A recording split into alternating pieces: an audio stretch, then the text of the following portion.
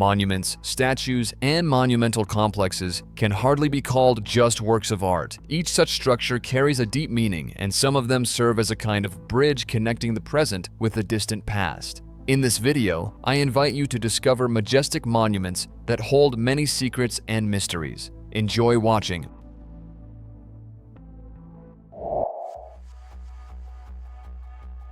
The Yad Vashem Memorial Complex is located on the Mount of Remembrance in Jerusalem. It is difficult to call this place an ordinary museum, as it represents a special space imbued with deep sorrow and the memory of the Jewish tragedy. The architectural design of the memorial creates a unique atmosphere. The structure is built in the shape of an isosceles triangle, and the interior space is deliberately designed to immerse visitors completely in the tragic history. Small windows barely let in light, creating a dim environment, while the arrangement of exhibits in the galleries enhances the sense of oppression and grief. Visitors to the complex can explore 10 thematic galleries, each dedicated to a specific historical period. The most famous part of the complex is the Hall of Names. This room features a striking installation, a giant cone filled with water. Reflected in its mirrored surface are photographs of 600 victims of the Holocaust. Many visitors say that once inside this hall, it is impossible to hold back tears from the pain of those who perished. The memorial houses an enormous number of artifacts that remind us of the tragedy of the Jewish people. It also includes a unique document, an order for the forced relocation of Jews into ghettos, revealing the true intentions of the Nazi regime. Another remarkable section of the complex is the Epilogue Hall. Inside, visitors can feel the emotions and experiences of those who died. Presented here are personal diaries, letters, and notes written by Holocaust victims. The Yad Vashem Memorial can be described as a living monument, reminding us of the importance of preserving human stories and offering each visitor a chance to feel the horror that the victims of the Nazi regime had to endure.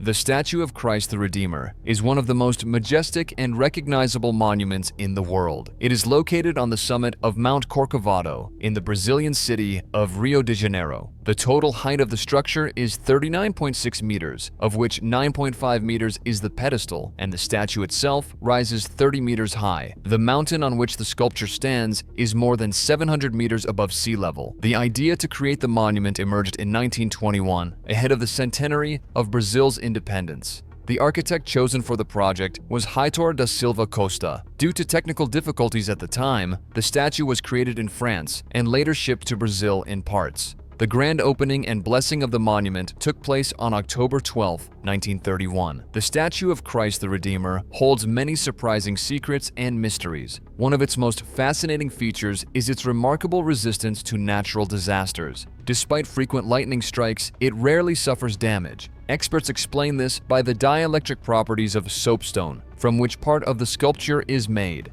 However, locals believe this proves the sacred nature of the monument and that it is indeed under the protection of Jesus Christ. Many people who have never visited the site also do not know that there is an unusual chapel hidden at the base of the statue, which appeared only in 2006 in honor of the monument's 75th anniversary. It is named after Our Lady of Aparecida, the heavenly patroness of Brazil. Various religious ceremonies are held in the chapel, including weddings, baptisms, and prayer services. The design of the statue also carries special symbolic meaning. On its side is a mark symbolizing the fifth wound from the spear, and the outstretched arms form the shape of a cross, the most important Christian symbol. Every year, about 1.8 million tourists visit the monument. The statue has become not only a symbol of Rio de Janeiro, but of all Brazil, and its silhouette under certain lighting creates a truly divine impression, making it one of the most visited and revered places in the world.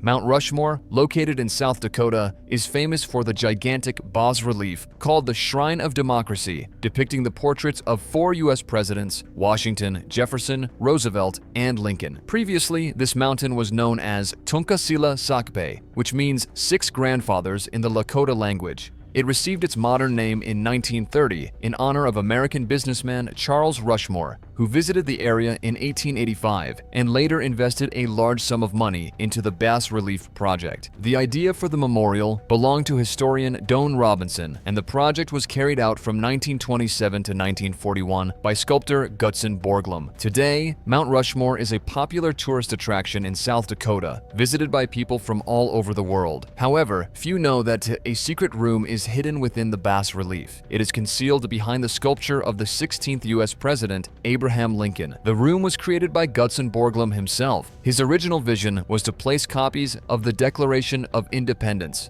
the Constitution, and other important American historical documents inside. The project envisioned a grand chamber with a 6-meter entrance and wide glass doors. To create the secret room, workers drilled a tunnel extending 21 meters into the mountain. However, in 1939, Congress halted funding for the project, and the room remained unfinished. In 1998, the construction of the archive was finally completed, albeit with a revised plan. As a result, 16 plaques were engraved with text from the Constitution, Bill of Rights, the Declaration of Independence, and biographies of Borglum and the 4 presidents. All of these were placed in a teak box, which was then placed in a titanium safe and sealed with a massive granite slab. Unfortunately, the room is closed to the public. That is why it continues to remain the most mysterious element of the famous memorial.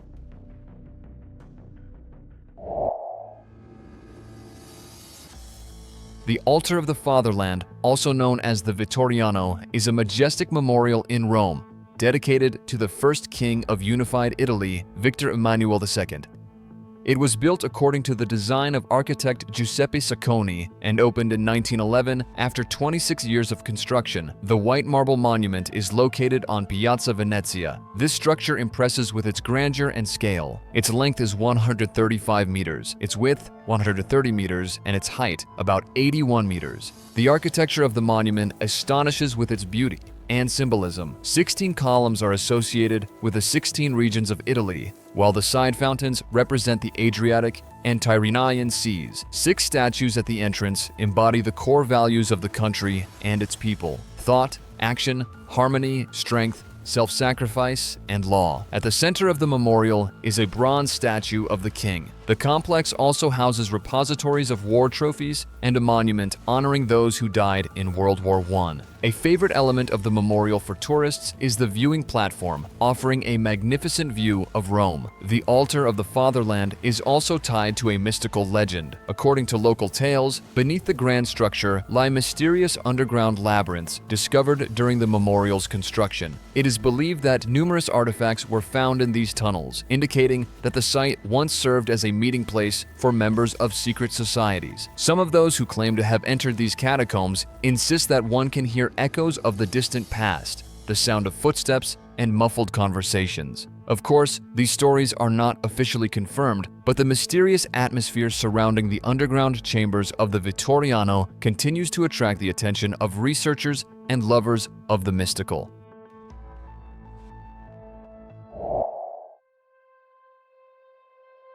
The Juche Tower is one of the most impressive and at the same time mysterious structures in Pyongyang. The tower was built to commemorate the 75th birthday of Kim Il-sung. It has become a symbol of the Juche ideology, a philosophy developed by Kim Il-sung. The height of the tower is 170 meters, of which 20 meters is the height of the torch rising at the top. The structure takes the form of a slender cylindrical pillar that tapers gradually toward the top, creating a sense of upward movement. Its surface is adorned with vertical ribs, which give the structure dynamism and expressiveness. At the summit of the tower is a torch symbolizing the light of knowledge and the ideals of the people. The combination of strict geometric forms and powerful symbolism makes the tower a unique monument that reflects the spirit of the era and the national identity. The base of the tower is surrounded by a spacious square, creating a harmonious unity between the architecture and the surrounding space. The Juche Tower is a popular place for visitors. However, only the observation deck located at a height of about 150 meters is accessible. It is equipped with safety railings and offers a panoramic view of the city center and surrounding areas, allowing visitors to see key landmarks of Pyongyang from above.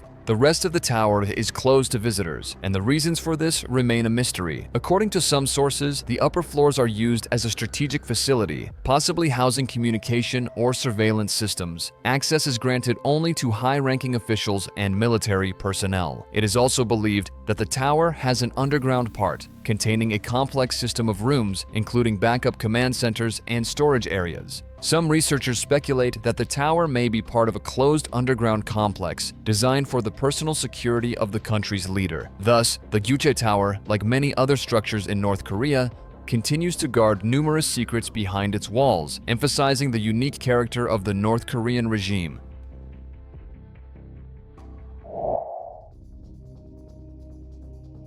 In the center of Washington, D.C., stands one of the most famous landmarks of the American capital, the Lincoln Memorial. This majestic structure, as you may have guessed, is dedicated to the 16th U.S. President, Abraham Lincoln. The idea of creating a memorial complex emerged shortly after his death. The first monument was erected here in 1868, but full-scale construction was delayed and only began in 1914. The architect of the project was Henry Bacon, who proposed the recognizable design inspired by ancient Greek temples. The memorial is built from limestone and marble. The structure has 36 columns symbolizing the states of the Union at the time of Lincoln's death. On the walls of the complex are plaques with the text of the Gettysburg Address and Lincoln's second inaugural address. In the center of the complex stands a statue of Lincoln, 5.8 meters tall and weighing 175 tons. The Lincoln Memorial is fascinating not only for what lies above ground. Few people know that beneath the structure hides an astonishing underground space, a three-story man-made cavern covering about 4,000 square meters, created at the beginning of the memorial's construction. The existence of the underground chambers was forgotten for many years until 1975, when they were rediscovered during renovation work. It turned out that a unique ecosystem had formed inside the man-made cavern, with hundreds of stalactites that developed due to the slow seepage of water through the marble floor. In the 1980s, the U.S. National Park Service organized tours through the underground space using flashlights, but in 1989, the tours were discontinued due to the discovery of asbestos. In 2016, philanthropist David Rubenstein donated $18 million for the restoration of the memorial, including the underground chambers. They were planned to open to the public by the memorial's 100th anniversary in 2022, but as of now, access to the underground remains closed.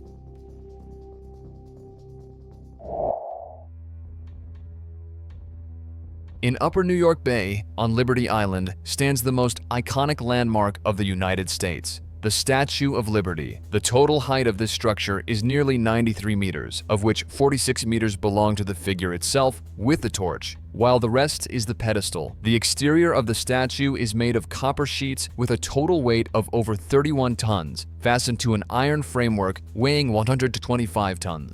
The concrete foundation weighs approximately 25,500 tons. The Statue of Liberty was unveiled on October 28, 1886, as a gift from the French people to the United States of America. This monument symbolizes several important ideas. In the statue's right hand is a torch representing liberty and enlightenment, while in the left hand is a tablet bearing the date of the U.S. Declaration of Independence, July 4, 1776. The crown with 7 rays symbolizes the 7 continents and seas, and the broken chains at the statue's feet serve as a reminder of the abolition of slavery. Like many other national landmarks, the Statue of Liberty holds its own mysteries and historical secrets. To begin with, Liberty Island was previously known as Bedloe's Island. Its history began in the 17th century, when it was purchased by Isaac Bedloe. Before that, the island was inhabited by Native Americans, who called it Minnesais. In 1812, Fort Wood was built on the island, a pentagonal stone fortification that later became the base for the Statue of Liberty. The fort was named after Colonel John Wood, who oversaw its construction. In the 1850s, the fort was modernized and strengthened as part of a coastal defense upgrade for New York. In 1863, the island housed a prison camp for Confederate soldiers.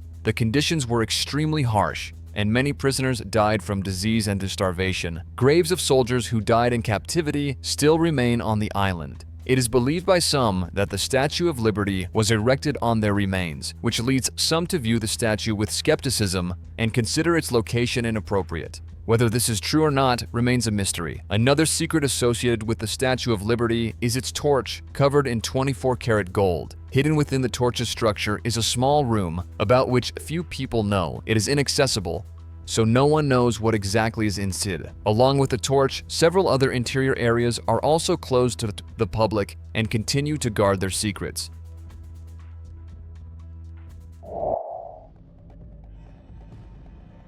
In the Giza necropolis in Egypt stands one of the most mysterious ancient statues, the Great Sphinx. This monument was created more than 4,000 years ago, and despite its impressive age, it continues to intrigue researchers with its secrets. Since ancient times, there have been legends about secret chambers and halls located beneath the paws of the Great Sphinx. Even the famous Greek historian Herodotus in the 5th century BC mentioned that there were hidden rooms beneath the majestic sculpture where important documents and relics were allegedly kept, with access strictly limited to the priests. For decades, scientists attempted to confirm the existence of secret chambers under the Sphinx. This became possible only through the use of modern technology. The first to undertake this exploration were John Anthony West and Thomas Dobecki. In 1990, they used ground-penetrating radar and seismic tomography to see what lay beneath the sculpture. The results of their research shocked everyone, as they revealed the presence of voids beneath the Great Sphinx.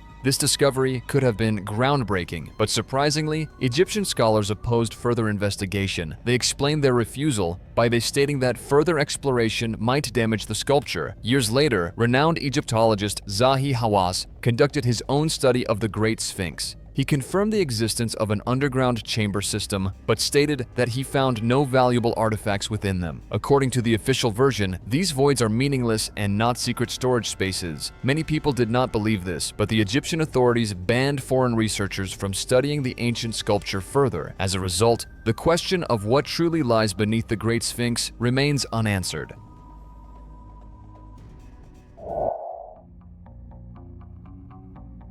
An iconic landmark of the U.S. Capitol, the Washington Monument, is located between two other famous buildings, the White House and the Capitol. The monument is an obelisk 169 meters tall, made of granite, marble, and sandstone. Until the construction of the Eiffel Tower, it remained the tallest structure in the world. The idea to build a monument in honor of the first U.S. president arose in 1832. Its construction began in 1848 but was only completed in 1885 due to financial difficulties. The Washington Monument holds many secrets that few people know. Here are just a few of them. At the top of the monument is a special hidden hatch, almost invisible from the ground due to its precisely matched color. Through this hatch, climbers gain access to the exterior of the monument for maintenance work. Particular attention should be given to the lightning protection system, which is also a little known. Installed back in 1884, it featured an aluminum pyramidion atop the obelisk, connected to 4 wrought iron rods leading underground to a special pool designed to dissipate electric charge. However, the system turned out to be ineffective. Just 6 months after it was put into operation, the top of the pyramidion melted by almost a centimeter from repeated lightning strikes. Another hidden feature of the monument is the 193 commemorative stones gifted by various states, cities, and foreign countries. And in the cornerstone, a time capsule was placed, containing newspapers, coins, and a portrait of George Washington. Some historians also associate the Washington Monument with Freemasonry. This is not surprising, considering George Washington himself was a Freemason, as was the architect of the monument. At the top of the monument is an aluminum capstone inscribed with the words Laus Deo, praise be to God, which also echoes Masonic philosophy.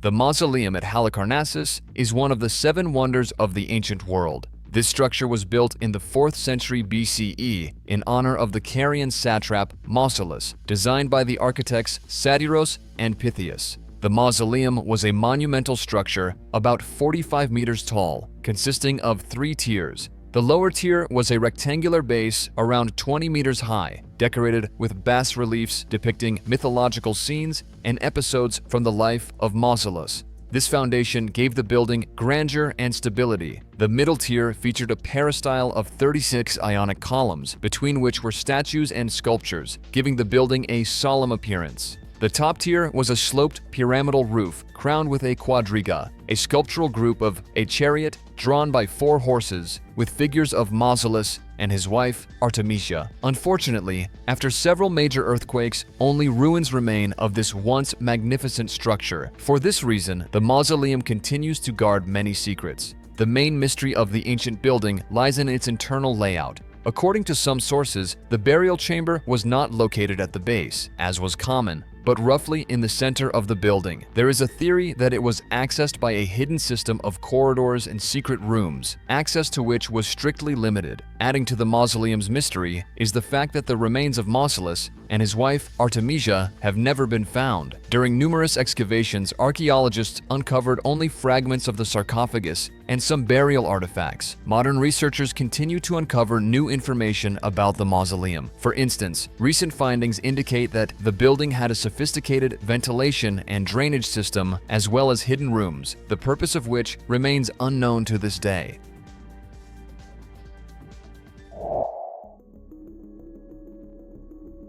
The Eiffel Tower is a true symbol of romance in Paris. It was built in 1889 for the World's Fair, dedicated to the 100th anniversary of the French Revolution. Originally, it was intended to be a temporary structure, serving as the entrance arch. However, it turned out to be so captivating that within the first 6 months after the exhibition, more than 2 million people came to see the 300-meter tower, and it was decided to keep it in the center of Paris. Today, the Eiffel Tower remains one of the most popular tourist attractions in the world, but few people know that it contains secret apartments. This room was built on the 3rd level of the tower, specifically for the project creator, Gustave Eiffel. The apartment served as a kind of office and retreat for him. It was here that Eiffel received high-ranking guests and held important meetings. The apartment consists of a 3-story suite covering 100 square meters, with panoramic windows offering a breathtaking view of Paris. On the 1st floor was a living room with luxurious furniture, the 2nd housed a study with books and blueprints, and the 3rd was a bedroom. The apartment had its own heating system and even a small meteorological station. Eiffel often used this space to observe weather conditions and study the tower's behavior under various atmospheric effects. After the engineer's death, the apartment was converted into a museum. In 2015, tourists were given the opportunity to visit these secret quarters of the Eiffel Tower's creator.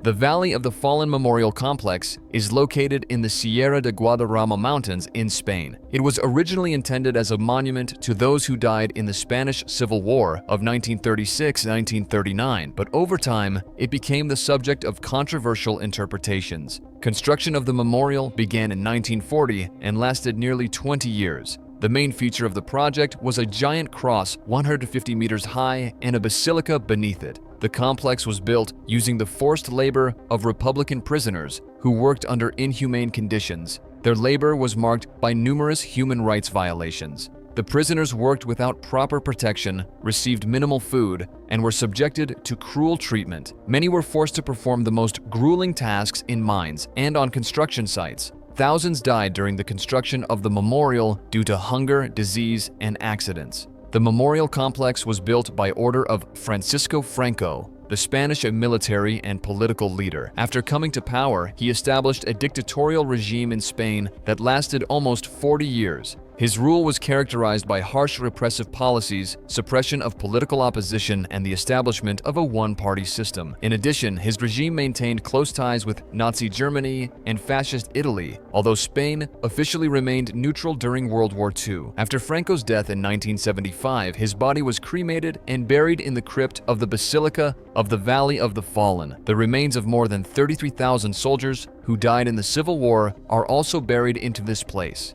The decision to bury Franco's ashes in the crypt sparked widespread controversy, as many found it inappropriate to turn the memorial into the mausoleum of a dictator. Many people still call for the exhumation of his remains and their reburial in a regular cemetery, arguing that a state memorial should not serve as the final resting place of such a person. The debates surrounding Franco's burial intensified after Spain's democratic reforms. Various political forces continue to argue over how to treat the legacy of the dictatorship and how to use historical symbols associated with that period. Today, the Valley of the Fallen remains a place of pilgrimage both for supporters of the Franco regime and for those who see it as a symbol of the struggle for historical truth and justice. The question of the memorial's future remains one of the most contentious issues in modern Spanish politics.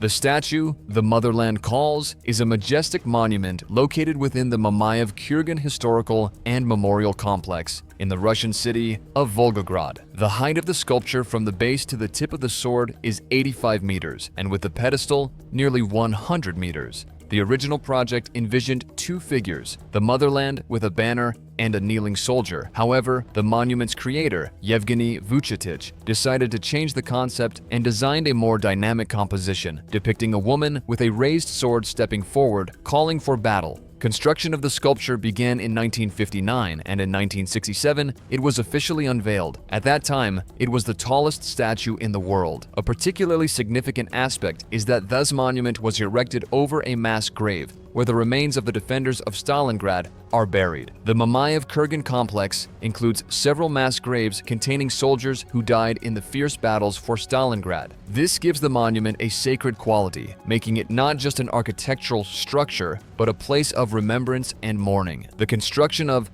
the Motherland Calls was meticulously designed and includes a complex system of supports and tension cables to withstand wind loads and other external forces. However, few people know that in recent years, the sculpture has raised serious concerns. Experts have noted a gradual tilt of the statue from its vertical axis. This is due to the nature of the soil and the immense weight of the structure. Regular technical inspections are conducted to monitor its condition and take timely measures to reinforce the monument. Despite all the challenges with its stability, the monumental sculpture, the Motherland Calls, continues to stand as a symbol of heroism and resilience, reminding future generations of the tragic events of the Great Patriotic War and those who gave their lives for victory.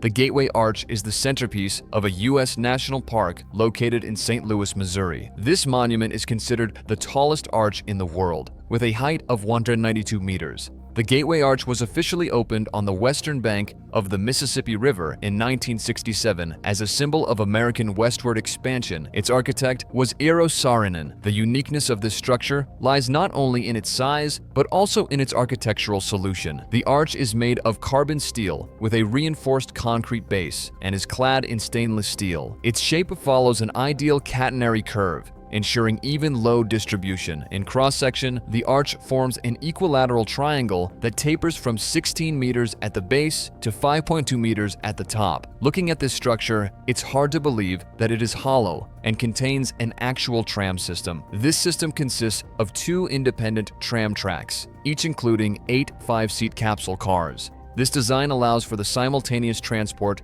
of up to 80 passengers, with departures every 10 minutes. The ascent to the top of the arch takes 4 minutes and the descent takes 3 minutes. The speed is about 6 kilometers per hour. After exiting the tram capsules, visitors arrive at an enclosed observation platform more than 20 meters long and 2.1 meters wide, capable of accommodating up to 160 people. The platform is equipped with 32 windows that provide a panoramic view of the city of St. Louis and the Mississippi River, with visibility reaching up to 48 kilometers on a clear day. In addition to the tram system, the arch includes alternative ways of ascent, emergency staircases with 1,076 steps, which are accessible only to maintenance personnel, and an elevator that lifts 12 passengers to a height of 113 meters. However, the tram system has become the main and most comfortable method for visitors to reach the top of the monument.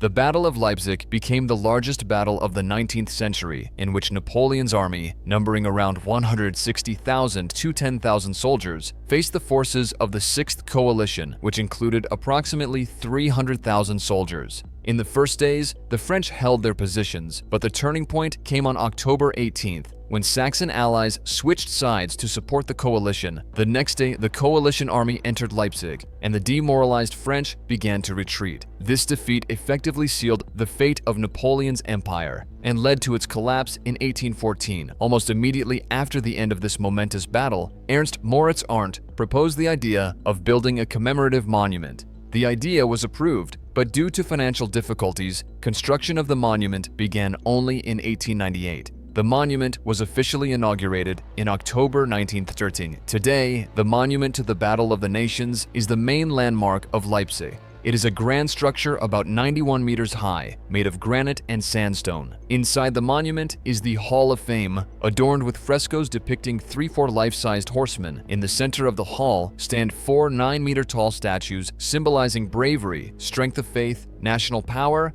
and self-sacrifice. At the base of the monument stands a figure of the Archangel Michael with the inscription, "God with us." Throughout its history, the monument has gone through different phases, from being a symbol of national pride to becoming the subject of criticism. This is due to the fact that during the Battle of Leipzig, over 120,000 soldiers died on both sides. Although mass graves were created after the battle, their exact locations were lost over time. There is a theory that the construction of the monument may have disturbed the burial sites of fallen soldiers, and that the monument itself may have been built over human remains. This has been the cause of much criticism. Despite this, the monument continues to serve as a symbol of the unity of nations. Today, it is not only a museum, but also an important historical site, preserving the memory of this fateful battle.